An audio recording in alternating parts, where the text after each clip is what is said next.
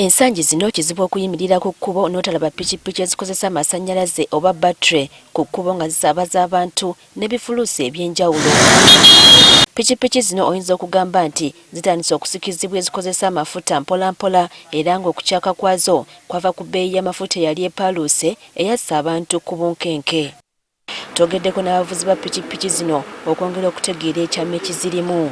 Isaac Atalire y'omu ku bagoba ba bodaboda abasalawo okufiisa pikipiki ezikozesa amafuta era nga mu kusooka yatandika na kugezesa pikipiki zombi okulaba ekira ku ginnaayo naddala ku nsonga y'okukekkereza. Banasooka zigeraageranya nti kandabe piki eno eri bwe mba nywedde amafuta katugeze lita 2 gwe mutwalo kola ssente bwe ziti.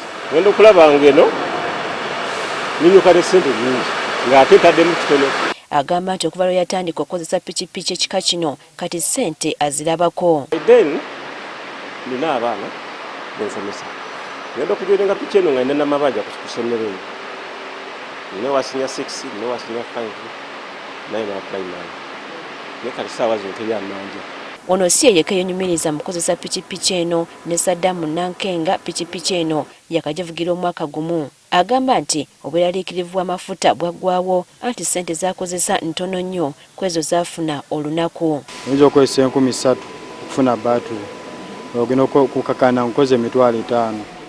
Ku y'amafuta yokozesa ekitundu ez'amafuta.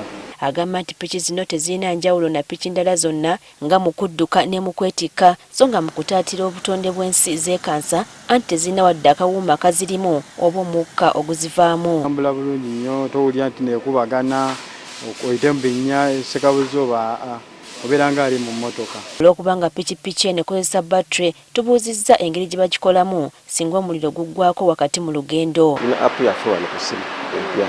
Kati niyo mpaka tugeze nga tugenda mu tawuni naye nga obulyo buliko tegumala onoonyazo ku ssimu app ya Google. Embuulira buli kimu we ŋŋenda kilomita ziriwo ne battery z'alina.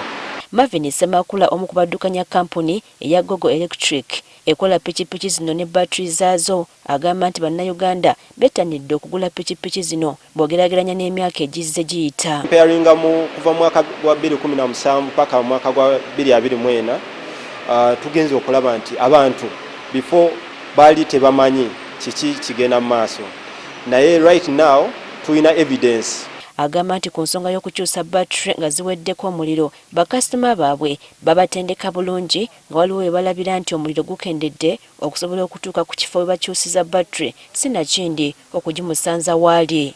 Ffe tubeera always ahead forward eri baklayanti baffe kuba tumanyi nti mu kaseera bwe kati tusuubira okubaayo nga waliwo baklayanti abagenda okujja so era watuuka ku station eyo kiba kizibu nnyo obutasangawo battery ejjudde. Okukozesa ebidduka ebikozesa amasannyalaze lirimu ku makubo omukulembeze w'eggwanga gayogerako okwewala okukozesa amafuta agalinnye ebbeeyi buli kakedde. Priska Namulema agaffeeyo ku Spark TV.